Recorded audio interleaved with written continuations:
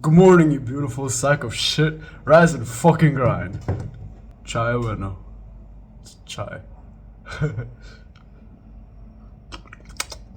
The first book I want to talk about is Essentialism. Essentialism is basically the concept that you don't need as much as you have. You probably have a lot of clothes, you probably have a lot of stuff on your desktop, a lot of stuff on your desk, on your bed, in your school bag and everything that you actually don't need. For example, in your wardrobe, right?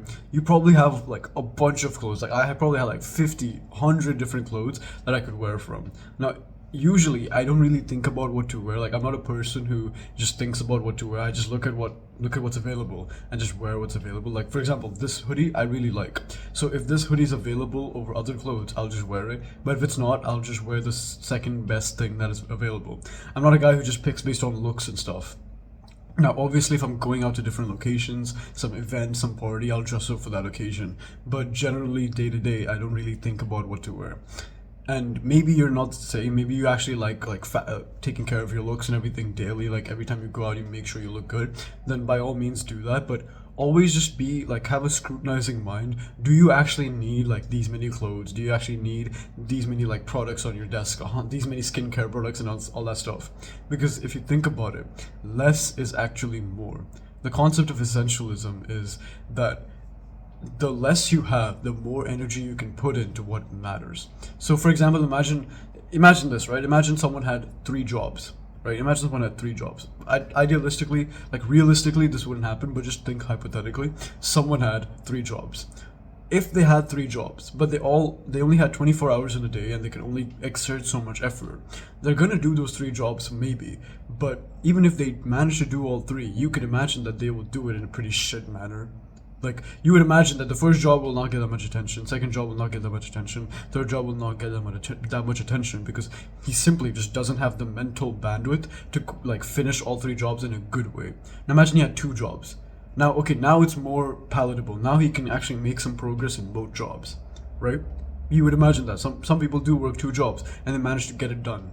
Now imagine he only had one job. Now he would do really good in this job because he has all this mental bandwidth freed up and now he can just fully focus on this one thing. This is the concept of essentialism, that you have less and now you can focus more on what matters.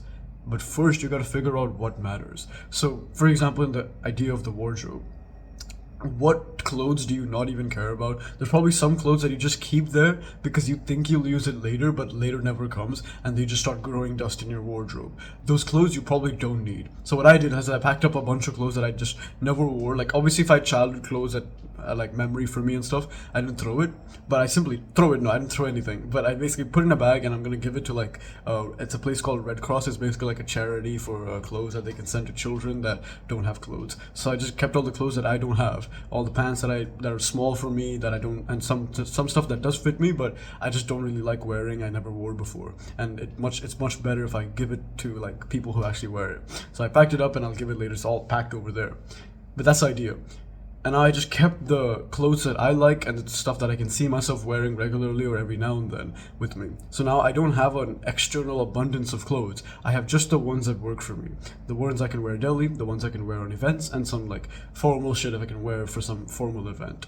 The same thing you can do for your desktop. You probably have a very messy desktop if you do use a desktop. You probably have like all these programs open and everything that you don't really like using and stuff, but you just keep it there because it's been there for a few months. Delete them. The thing is, once you start deleting them or moving them to like a random folder, your desktop looks super clean. Do you really need everything that's on your desk? Like, look at your desk right now. Do you need everything there? Like, does that pencil box have to be there? Does that water bottle have to be there? It could be on the floor. You could have a lot more cleaner table if you just put the essential stuff. Like, okay, your book. For example, when you're studying, right? I've seen so many people just take random stuff when they're trying to study. They take a marker, they take a pen, they take another colored pen, they take crayons, and I've seen someone take crayons. They take like water bottle, then like chamomile tea and stuff, and then pencil box, and then my geometry box, and they take all these stuff, right? You don't need all that. You could simply just take a book and then take a pen. And when you do need to take your geometry box or crayon, go take it, but you don't need all this stuff to start with. Because your mental bandwidth is all over the place. Let's just say you had three goals, right? Let's just say I had a goal of making $1,000 a month online, and then I had the goal of fitness, and then I had the goal of, let's say, 1,000 subscribers.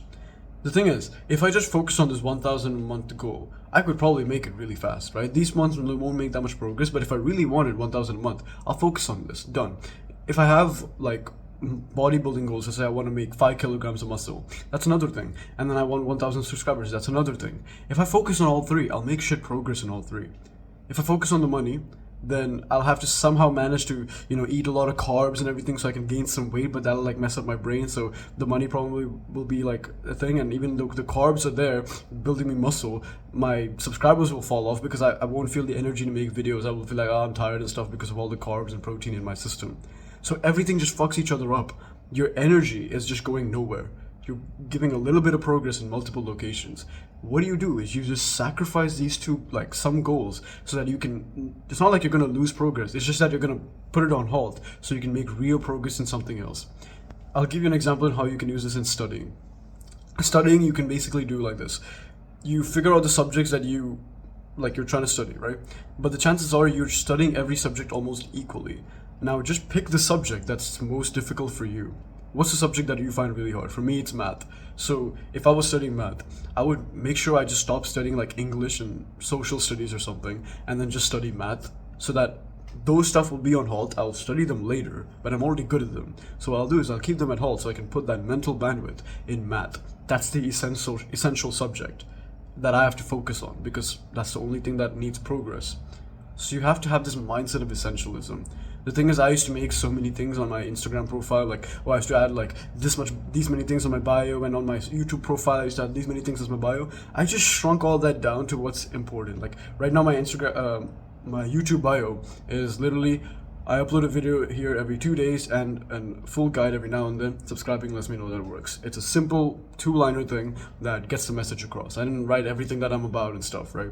So you gotta think with an essentialistic mindset, because the goal is we want to focus on what's important. There's a lot of stuff that we can put our energy on, but what matters is what's important to you. So first define what's important to you, and then just cut out stuff that's non-essential. So your action step is just look at your desk. What can you cut out of your desk right now that you don't really need? You can use it later, but you don't really need on your desk. Like for example, I don't need this tape. Like it was just on my desk. I don't know why it was on my desk. I don't need it. I'm gonna keep it on my bedstand. So now I don't have to use it. Now my desk is like 1% cleaner. Another thing is this marker. I used it for my habit tracker, but now I don't need to use it, so I just pop it over there. Now my desk is slightly cleaner. Now this water bottle. Do I need to keep this water bottle on my desk? No, I can keep it on the floor. Done. My desk is a lot cleaner. Now it's just my laptop, my alarm clock, and my tea. That's it. And my mouse. So figure out how you can remove some stuff to create more space for what matters. The second book I want to tell you about is Men Are From Mars and Women Are From Venus. This book isn't really like a self-improvement book. It's more like a knowledgeable book on how men and women work, like the biology and the psychology behind it. Men are kind of like hammers, right? Men like to solve problems that they don't really think about it. They just like solving problems. They're like hammers, and every problem they see is like a nail that they can start hitting in. Now they don't care about how they feel about the problem. They don't care about how the problem looks, what the problem is, where the problem came from. All of this can be considered after you've nailed the hammer in, because it's a safety mechanism. You gotta think back in the caveman times, like the primitive times. If someone was attacking the tribe, you wouldn't think, okay, why are they attacking the tribe? Who are they? You would punch first and then ask questions later. Like attack first, shoot first, then ask questions. Like that's the mindset men have, and primarily that's what our ancestors did. So now, biologically and psychologically, even though you don't need to like fight anybody off, that's just how our brain works, just by default. If you're a guy, this is how your brain works. You like solving problems. Chances are, if some dilemma happened in your house or some problem was there, you probably aren't the one. If you're a guy, right, your dad and you probably never really complain about the problem. You never really like address the problem. You fix the problem first and then you talk about it. And even if the problem stresses you out, you don't really let that stress go out. You just kind of like leave the stress in, fix the problem, and then stress about it later if it's necessary. This is how men work. Women like to emote and be heard. They're kind of like the weather and the ocean. The weather is always changing. There's no real pattern to it. They're not direct like men are very like point A to point B. Women kind of just flow in the moment. They're very like you can imagine a ballerina dancing on a stage. There's no real point to the thing. Like there's no point A to point B. She's kind of just dancing, right? It's kind of like dancing. So there's no point. You just do what feels good and what feels right in the moment. So they're kind of like the ocean. The ocean is always changing. There's no real pattern to it. The weather is always changing. No real pattern to it. You can kind of forecast what it is, but you can never really tell what it is. And when they experience a problem, they don't necessarily want the problem to be fixed. They more often just want to talk about the problem and be emoted and heard. Comes back to the primal times again, because if you really think about it, back in the primal times, men were like 5 times bigger than women, and women were very physically incapable of defending themselves from, let's just say, another man from another tribe, or a tiger, or a saber-toothed tiger that's attacking us. So what would they do? They would scream. They would ask for help. Maybe from other women to protect them, or other men to fight this tiger or this other man off from the other tribe. You can imagine this was the case, because there was no way women of her size back in the day could fight another man from another tribe. Okay, maybe a saber-toothed tiger, but maybe not another man. So what would they do? They would scream, they would emote, they would be heard, right? They want to be heard so that someone would come and help. And primally now there's no tiger to fight, but that primal stuff is still inside our brain. So now when there's a problem, girls usually don't solve the problem, and they more like to talk about the problem, and maybe then after talking about the problem they'll solve it. But talk first, then solve later. Like questions first, then solving the problem later. This is this line that draws between how men and women are different. Men and women are politically equal, but when it comes to biology and psychology, they're not equal. And this is the line that draws it. And this is what annoys men, and this is what annoys women about men and women about each other. Because you can imagine like a husband and a wife, right? Let's just say a man with his woman. The woman is talking about some problem that she's going through at work. Let's just say she came home from work and she's talking about this one thing that happened at school or work, right? This guy did this and this guy did this, right? The man is like, oh, wait, I know what I'm supposed to do. And then he gives a solution to the problem thinking that he helped her, right? Because if it was him in that position who came back with complaints, he probably wants a problem solved, right? As a man, we just want problems solved. We don't really like talking about the problem. We just like solving it, and maybe we'll talk about it later. So she thinks that, okay, since I like it, I'll just do the same thing for her. So when she comes home, she's telling about the problem, this thing, that thing happened. He starts giving solutions. And now she's mad for some reason. And he's like, wait, I helped you, I'm listening. And she's like, no, you're not listening. I'm like, yeah, I listened. I just gave you the solution to your problem. And she's like, no, you're not listening. When she's saying you're not listening, she's more just saying like, oh, I just want to be heard and you're just giving me solutions, right? I don't want to, like, I know there's a problem. I know we have to solve it, but right now I want to speak about the problem. I want to let out what I feel. And the man doesn't get that, because to his male brain, that sounds stupid. It's like, okay, if the saber-toothed tiger is attacking us, there's no reason to tell me about the saber-toothed tiger when I can literally solve and like punch it in the face or kill it. So this is like the little like fine line that draws like the differences between, and that's why men and women just can't get along together. And for example, if a man and a man talked about a problem, let's just say a man came from work and said, this is what's happening to me, I hate this, and then let's just say you and me, let's just say you're a guy, and you came and told me about some problem. If I gave you a solution to that problem, you'd be happy. You'd be like, oh well, sure, we're chilling, we'll solve the problem. Right? That's how men work. If you're a guy and you have guy friends, this is mostly how it works. If you're going through a problem in the gym or at school or something, or you're missing something, or you're hanging out and there's a problem that comes up, you kind of just don't give a shit about the problem. You just solve the problem and get it over with. But women, if you think about it, like if you just assume like, you can imagine like a group of girls. When there's a problem, like there's a guy texting and he's being annoying, or this teacher is being annoying, or this principal said this one thing that annoyed her, she doesn't really like talk to the principal about it. She doesn't like tell the boy about it. She goes to her girls and just starts texting her girls, girls, guess what he did? And then she'll send all the screenshots and everything. You know, Gossip Girls. That's the term that came out, Gossip Girls. Basically, they just find the problem, right? Whatever problem is aware, they'll like screenshot it, they'll send it to their friends and be like, yo, girls, guess what, this is this. And even they'll go in person, hang out, they'll sit in groups and talk about it. They like to be emoted and heard. And women solve women's problems because women are very attentive listeners. They don't really solve the problem because, again, to their mind, it's not about solving the problem. It's about talking about the problem. Women solve each other's problems by sitting in circles and they start talking about the problem, which is completely opposite from men, where we don't even talk about the problem. We just like solving it. Now, a lot of people are very sensitive as watching this video and they're like super pissed, like, oh, men and women are the same. It's like, I know they're the same. Politically, I agree, they are the same. But biologically, I didn't make the rules. Biologically, they're different. And I'm just explaining the differences to you. I'm just giving this as a caveat because I know there's some sensitive like people watching this video who are like weak-hearted and like shallow, like freaking like paper-thin heart, that they just can't take some differences when it comes to gender. In an IQ way and politically way, men and women are the same, but I'm just explaining the biological differences. Now, you might be thinking, okay, how can I use this in my life? You basically just think, okay, if you have a girlfriend as in female friend or a romantic partner, if you're a guy, when she comes home and she says a problem, let's just say she's talking about your problem and she's texting, right?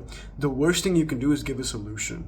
There is a point where you can give a solution, I'll tell you when. But when she's telling you a problem, just assume that it's a movie. Just assume that you're watching a TV show and you're just letting her speak. And the only things you say is like ask more questions, passively listen, and just ask like questions like, okay, yeah, tell me more, and oh, that's so sad, and like basically emote back with her. You don't have to emote in a way that you just become a girl, but just emote in a way where you look attentive, you are attentive, and you're listening to what she's saying. And that way she'll let it out, and then the only time that you have to give advice, which we're really good at, right, is when she asks for advice. So imagine she just came home, and she's like, oh, this thing happened, and what do I do about it? Can you tell me what to do about it? That's your key, that's your goal.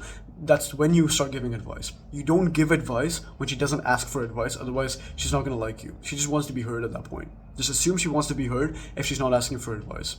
Opposite for guys, right? Guys don't really ask for advice, they kind of just tell you the problem and sometimes ask for advice and then you give an advice. But with the girl, if you're a guy, just make sure you listen so that their mind is happy, that they're like calm and everything. Because the thing is, their flight or fight system is kicking in when they're trying to tell you about a problem.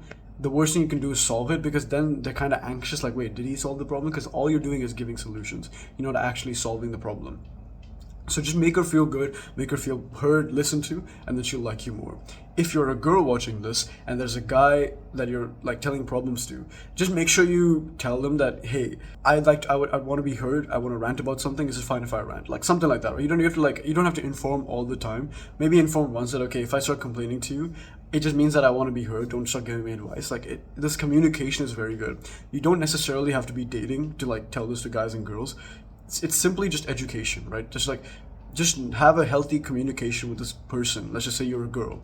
Have a healthy communication with your guy friend or your boyfriend, saying that, okay, look, if I'm going through this one problem, or if I come to you with a problem, don't really give me solutions, just listen. I'd like you to actively listen. I'd like to passively listen and ask me more questions, make me feel heard, make me feel protected. And after that, if I ask you for advice, then you give me advice. Okay, I love that you love me. I love that you want to give me advice, but sometimes I just don't want advice. I just want to talk about how I feel about the problem. That one sentence would make your relationship so much better.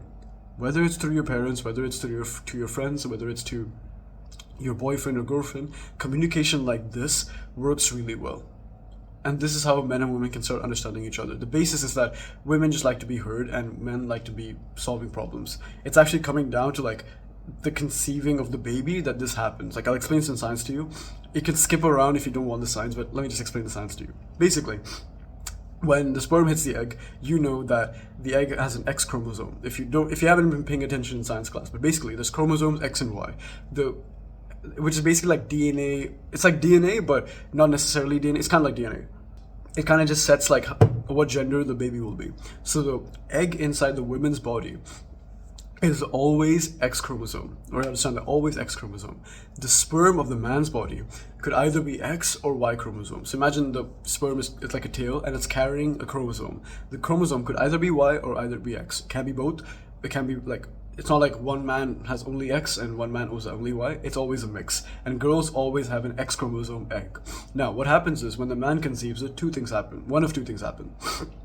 If an X chromosome hits the egg, it becomes a female. You probably know this. If it's an XX, it's a female. If it's an XY chromosome, so basically what happens is the Y chromosome sperm hits the X, so now XY, because X is always going to be the same. XY. That's a male. So XX is female, XY is male. Now, the difference here is, in a very bro science way, we're all females. In a sense, like, we're all conceived as females. It's just that the Y chromosome sperm creates a testosterone surge when conceiving, when in the egg and the fertilization process is happening. There's a big testosterone spike inside the egg. That's the Y chromosome. That's why, like, and that testosterone surge makes you a male. So by default, you're kind of conceived as a female. That's why guys have nipples. That's basically that. Like, guys' nipples are useless. Like, women need nipples for breastfeeding and everything, but guys don't need nipples. Like, they don't have any biological function. They don't help us. They don't like defect us in any way. They literally just don't need to be there. But they're there because we were conceived as females at first. But then the testosterone surge made us a male because the biological things changed and the testosterone spike is oh, it's a male because the Y chromosome triggered that testosterone surge, and it only happens with the Y chromosome. So if only if it's an XY, that's why males are different from females, because we're all conceived the same, but then the testosterone surge changes our trajectory on how we're born, and it changes a lot of stuff of our brain. But mainly what I want to tell you about is if it's a female, the communication and emotional like sensitivity part of their brain is much larger than the sexual drive part of their brain. But for a guy, it's the complete opposite. So whatever space the communication and emotion part took over in the girl's brain, the sexual drive, that much space is taken up by the guy's brain, and however small the sexual drive is in the girl, that much stuff is the communication and emotion part. Basically, guys are more sexually active and their sexual drive is super high, more than girls, way more than girls, 5 times, 10 times more than girls. But their emotional sensitivity is way lower than girls. And this creates like a whole different thing. I could explain the entire science to you, but basically guys are just more emotionally insensitive and not good at communicating than girls are. Girls are a lot more easy to pick up, like they're a lot more good at picking up like small cues and like people's faces and everything. They're really good at reading faces because the emotion and communication part of their brain is much higher than a guy's. And that's why if you noticed, girl children speak first before boys. Like let's just say a boy and a girl were born at the same time, same day. Throughout growth, the girl will start speaking a language, maybe the parents' language, or start just yapping something that before the boy would ever do it. Maybe like a year or two before the boy can even say a word. Because girls are just, their brains are just more built for communication and language. It comes down to biology. It's like a really cool concept. I've been reading about it, but if I start talking, I don't have time for the rest of the video. But basically, that's the point. Men are from Mars, women are from Venus. You can go read this book for more knowledge on this. It's like a cool topic. Number 3 is 12 Rules for Life by Jordan Peterson. This book is one of like the best books I've ever read. It's one of the first books I've ever read, like a bought physical book. And it's by this like philosopher, like a popular guy named Jordan B. Peterson. You might have heard of him. You might have seen like shorts or something. But Jordan Peterson is like a very, very intelligent guy. He's like, in my opinion, like this ages Gandhi, and he's very intelligent. He knows what to say, when to say it, and how to like fix people's problems and stuff. And he wrote a book basically on rules for life that you follow. Like, what do you mean by rules for life? It's not like you have to follow this and you'll get in a bad way. But if you just follow most of these, if not all of these, you will get into better positions in your life, and each rule has a different purpose. I'll explain just one rule and then I'll name a few more, but then I'll explain one rule so you can get an idea, and then once you read the book you'll figure out the other rules and see how you can implement it in your life. It's more of like a philosophical book, so when you read it, he's not going to give you like a step-by-step process. He'll explain the science behind it, the philosophy behind it, why it works, why you should be doing it, and how you can start implementing it. He doesn't give you an exact like point A to point B action. He kind of just gives you the information and you figure out how you use it.